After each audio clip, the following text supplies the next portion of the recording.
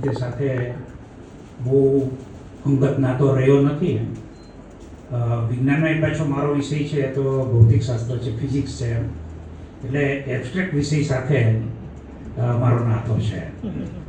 એ abstract વિષયનું જ્ઞાન કદાચ અહીંયા વ્યક્ત ન કરી શકાય એમ, કારણ કે આપ સૌ વિદ્વતજનો છો, આપ સૌ સરસ્વતીના ઉપાસક છો અને સરસ્વતીના ઉપાસક માનો. હું એક સરસ્વતીનો ઉપાસક છું, એટલે મને એવું લાગે છે કે યોગ્ય છે. કદાચ સાહિત્યિક ભાષામાં હું કદાચ આવું બોલી ન શકું તો મને માફ કરજો એમ, કારણ કે મોટા ગજના સાહિત્યની સાથે હું નાનકડો બાળક બની ગયો હોય એવો મને અહેસાસ થાય છે. કારણ કે જે પુસ્તક છે એ પુસ્તક વિશેની જે વાતો સાંભળી, એક માતાને એક બાળકને જન્મ આપવા માટે 9 મહિના સુધી એ પ્રસવની પીડા સહન કરતી હોય છે. તો આપણે સૌથી પહેલાં લેખક છે એમને બિરદાવવા જોઈએ કે એમણે 20 માતાના પ્રસવની જે પીડા છે એ પીડા એમને ભોગવેલી છે. બરાબર, એટલે હું એમને નતમસ્તક વંદન પણ કરું છું. એક ખૂબ સારી વાત કરી કે અમે એક સમાજના છીએ, કુંભકાર. પણ આજે દાદાએ અમને જે વાત કરી કે ભાઈ ટકોરાથી જે તાંબાનો અવાજ ઉત્પન્ન કરી શકે એ કુંભકાર એમ, એટલે મને મારી જાત પર ગૌરવ થઈ છે. અને દાદા જેવી વ્યક્તિ છે પેલા અંદર એ આવું આપને જ્ઞાન આપે એ બદલ હું એમનો પણ ખૂબ આભારી છું. પુસ્તક યાત્રા છે એના વિશે જે વાત કરી એમ, એ પુસ્તક યાત્રામાં જે નામ આવ્યા એમ કે ભાઈ રામચંદ્ર દાદા છે, એમની હૂંફ છે, એ હૂંફને લીધે ક્યારેય કદાચ લેખકને ગરમી નહીં લાગી હોય. એક આહ્લાદક વાતાવરણ છે પેલા ઇન્દ્રે દાદાએ એમના માટે 18 વર્ષ સુધી આપ્યું એમ. તો દાદાના દાદાપણને પણ હું સન્માનું છું એમ. એવી જ રીતે સાંખા સાહેબ સાથે જે વાત કરી એમ કે અરવિંદભાઈનો સંપર્ક છે પેલા અંદર, એ આજે મોટી વસ્તુ એ છે કે મોબાઈલનું કોમ્યુનિકેશન છે એટલું બધું વધી ગયું છે કે મને ઉઠાડે છે મોબાઈલ ને સુવડાવે છે મોબાઈલ.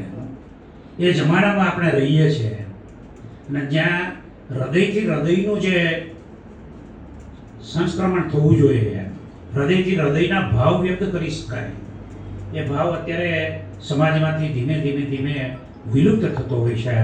એ વિલુપ્ત થવાને જે જાગૃત રાખવાનું કામ છે એ કામ આપ સૌ કરી રહ્યા છો એમ.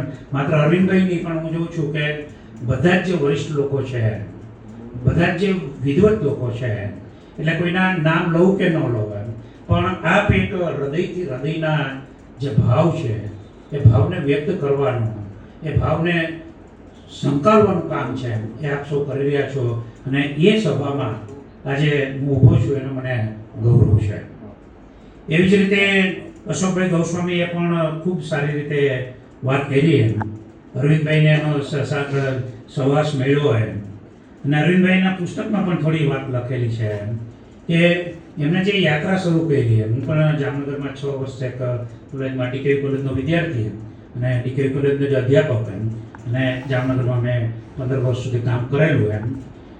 એ જામનગરથી અહીંયા આવવા માટેનું જે કારણ છે એ કારણ પણ સાહિત્ય બને એમ એવા બહુ ઓછા સાહિત્ય રસિકો હોય છે. ત્યારે અરવિંદભાઈ છે એ સાહિત્યકારની કક્ષામાં નહીં હોય, પણ સાહિત્યનો જે પ્રેમ છે એ પ્રેમ એને અહીંયા સુધી લાવી શકે એ ખૂબ મોટી વાત છે. એમણે ખૂબ સારી વાત કરી એમ કે અરવિંદભાઈ અને દાદાને મને એવું લાગે છે એમને જે વાત કરી એ પરથી મારું તારણ એ છે કે એ તમારો ફર્સ્ટ સાઇટ લવ હતો એમ. તમારો એ ફર્સ્ટ સાઇટ લવ હતો એમ. અને જે પ્રેમમાં પડે છે બરાબર, એ હંમેશા પાગલ જ હોય છે. અને એ પાગલપણે એ તમને 18 વર્ષ સુધી છે એ તપશ્ચર્યાનો સમય આપ્યો એમ. એ સમય છે એ પ્રેમમાં હતા એમ, એટલે એ સમય કેવી રીતે પસાર થઈ ગયો કદાચ તમને એનો અહેસાસ નહીં થયો હોય. બીજી એક વાત કરી કે ભાઈ હું જેવી રીતે વિજ્ઞાનનો વિદ્યાર્થી છું એમ, અને હું જ્યારે NSSનો પ્રોગ્રામ ઓફિસર હતો એમ ત્યારે ભાવનાથી હું જોડાયેલો, એટલે મેં ખૂબ NSSમાં કામ કરેલું એમ. માણસોને જોડવાનું કામ કરેલું. અને સમાજની જે નાનામાં નાની વ્યક્તિ પાસે આપણે કઈ રીતે જઈ શકાય એ વસ્તુનું મેં કામ કરેલું. સાહિત્યથી હું પ્રમાણમાં ઘણો દૂર હતો એમ. ટાર્ગેટ મારો શું કહે એન્જિનિયરિંગનો હતો એમ. એટલે સ્પોર્ટ્સથી પણ હું દૂર હતો એમ. સ્પોર્ટ્સમાં મને કંઈ બહુ એટલી ગતાગમ પડે નહીં, સાહિત્યમાં કંઈ ગતાગમ પડે નહીં. NSSનો પ્રોગ્રામ ઓફિસર હતો એમ. અને ત્યારે કદાચ એક થોડુંક એવું થયું કે ભાઈ આ વિષય પણ થોડો ખેરાણ કરવા જેવો ખરો એમ. દક્ષેશભાઈ કદાચ ત્યારે દક્ષેશભાઈ ઠાકર એમ ત્યારે કદાચ ઉભરતી પ્રતિભા પણ નહીં હતા એમ. એમની શરૂઆતના કાળમાં એ અહીંના કોઈ વિસ્તારમાં કોલેજમાં વડાલી કોલેજમાં કોઈ જગ્યાએ હતા એમ. હું પણ NSS પ્રોગ્રામ ઓફિસર અને એ પણ પ્રોગ્રામ ઓફિસર.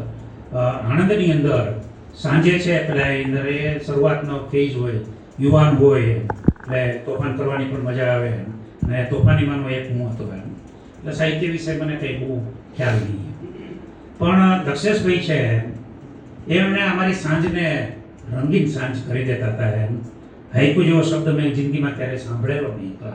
ત્યારે એને જે હૈકુ જે છઠ્ઠાથી જે રેખાથી એમણે રજૂ કરેલા એમ ત્યારથી મને થોડુંક એમ થયું કે ભાઈ આ પણ એક મોટું વિજ્ઞાન છે અને આ વિજ્ઞાન છે એને વૈજ્ઞાનિક ઢબથી પણ વિચારવા જેવો વિષય છે. અને ત્યાર પછી હું ધીમે ધીમે છે એ મારી કક્ષાએથી પુસ્તક છે વાંચનનું શરૂ કર્યું એમ.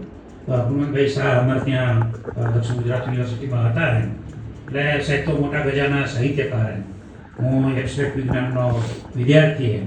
ક્યારેક પૂનમભાઈ સાથે સાંજે એના ડિપાર્ટમેન્ટમાં ચા પીવાનું જાય ત્યારે એ જે વાતો કરે એ આપણને હૃદય વેધક હોય છે.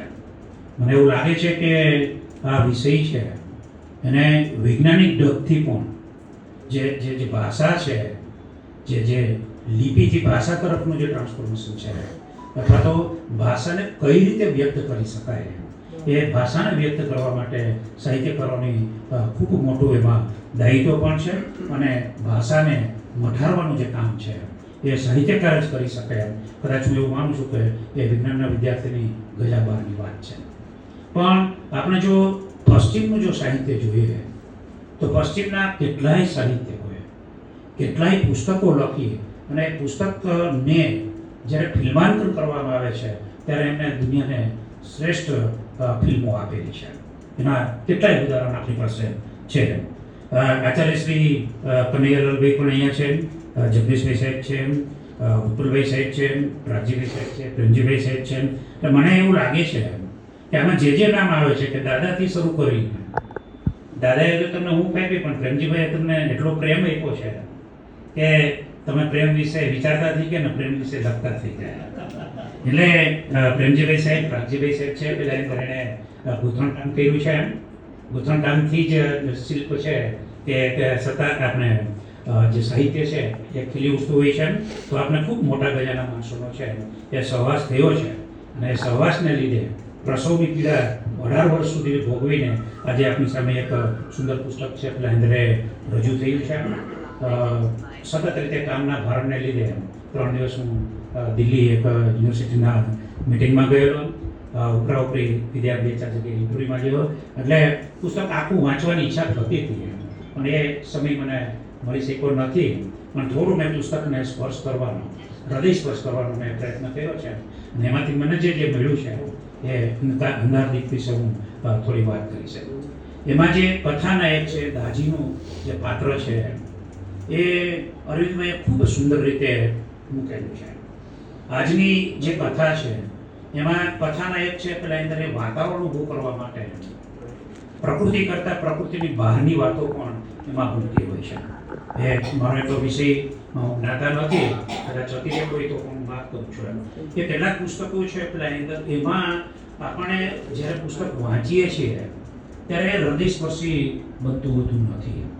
કેટલાક સાહિત્ય આપણે વ્યક્તિગત રીતે હું કોઈને કહેતો નથી પણ ક્યારેક પુસ્તક વાંચવાનો જ્યારે સમય મળતો હોય છે ત્યારે એવું થાય છે કે એક પુસ્તક આપણા હાથમાં આવે પછી એ પુસ્તક ઝડપથી છૂટી શકતું હતું. અને ક્યારેક એવું થાય છે કે એ પુસ્તક આપણે ઉપર ચલો કે વાંચીએ અને થોડી વાર થાય અને સમય છે પેલા અંદર એ પૂરો થાય એ પહેલાં જ આ પુસ્તક છે છૂટી જતું હોય છે. આપણું પુસ્તક છે પેલા અંદર હું દિલ્હીથી અહીંયા ફ્લાઇટમાં આવતો હતો એ સમયે મેં વાંચવાનું શરૂ કરેલું પહેલી વખત અને હું અમદાવાદ ઉતરો ત્યારે એ પુસ્તક છે મેં છોડ્યું.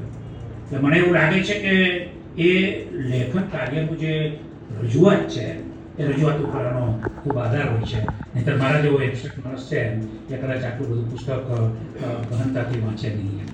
મેં એ વાંચ્યું દાજીજીને જે પાત્ર છે એ પાત્રની અંદર પ્રકૃતિની બહારની અનિભાઈ કોઈ જગ્યાએ વાત ન કરી હોય એવું મને અહેસાસ થયો. એમાં એક મરિયમનું પાત્ર આવે છે, એમાં મરિયમના પિતાની પણ વાત આવે છે. તો મરિયમ જે છે એમાં જે અત્યારના મનોભાવ છે અને ખાસ કરીને યુવાનો જે છે પ્રેમમાં પડે છે એ પ્રેમ જે ઉપલબ્ધ પ્રેમ હોય છે, ઉપરછલ્લો જે પ્રેમ હોય છે, એવા પ્રેમમાં આનું જે પાત્ર છે દાજી, એ દાજી મરિયમના પ્રેમમાં નહીં પડતો હોય, પણ મરિયમનું જે સ્વરૂપ છે એ સ્વરૂપના પ્રેમમાં પડે છે. અને જે સ્વરૂપના પ્રેમમાં પડે છે એ કદાચ બહુ લાંબો સમય ટકી શકતું હોતું નથી. એવું જ કદાચ આ કથામાં થાય છે કે મરિયમ સાથેનો માત્ર સહવાસ વગરનો પ્રેમ, માત્ર આપણે સ્વરૂપ સાથેનો પ્રેમ એને લાંબો સમય ચાલતો નથી. કથાને જે નાયિકા છે મેથીની જે વાત છે એ મેથીની વાત પણ એટલા માટે છે કે ત્યાં દિલથી દિલ મળે છે, પ્રેમથી પ્રેમ થાય છે.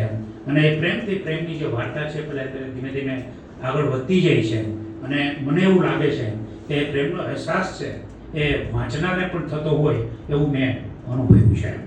કે મેથીનું જ્યારે મૃત્યુ થાય છે, સાહેબે જે વાત કરી કે ભાઈ એ મૃત્યુ માટેનો એપિસોડ કરવા માટે પણ સાહેબનું માર્ગદર્શન છે. હું આ વિષયમાં તો ઔરંગઝેબ છું એટલે મને કંઈ બહુ ખબર પડતી નથી, પણ મને એવું લાગે છે કે મેથીનું જ્યારે મૃત્યુ થાય છે ત્યારે મેથીના માટે અતૂટ પ્રેમ ધરાવનાર વ્યક્તિ એનો પ્રિયતમ નથી, એ માત્ર એને પ્રેમ કરનારી વ્યક્તિ છે. એ પ્રેમ કરનારી વ્યક્તિ એના પિતા રણછોડભાઈ પાસે જ્યારે જાય છે અને રણછોડભાઈને મેથીનું દુઃખ વ્યક્ત કર્યા વગર, મેથીના ચાલ્યા જવાનું દુઃખ વ્યક્ત કર્યા વગર જે રણછોડભાઈને જે સાંત્વના આપે છે એ મને લાગે છે કે તમે એક લેખક તરીકે એને ખૂબ મોટી ઊંચાઈ આપેલી છે. અને એ હાઈટ છે, મને એવું લાગે છે કે એ પિતાને સાંત્વન છે પેલા એની અંદર એક પારકો તો જ આપી શકે કે એ પ્રેમમાં હોય. તો મને એવું લાગે છે કે મેથી અને પ્રેમ, જે મેં ઘણા બધા પિક્ચરો પણ આપણે જોયા છે, લૈલા મજનૂની પણ વાત કરી છે, હીરરાંઝાની વાત કરી છે, પણ એ તો ઐતિહાસિક પાત્રો હતા અને ઐતિહાસિક પ્રેમની વાત. આ કોઈ ઐતિહાસિક પ્રેમની વાત નથી. બે સામાન્ય જીવ, બે સામાન્ય વ્યક્તિ, કોઈ પણ જાતની પ્રકૃતિના અભ્યાસ સિવાય જેમનો કોઈ અભ્યાસ નથી, એવી બે વ્યક્તિઓના પ્રેમની આ વાત છે. એટલે એ પ્રેમની વાત છે એ સ્પર્શ પકડી જાય એવી છે.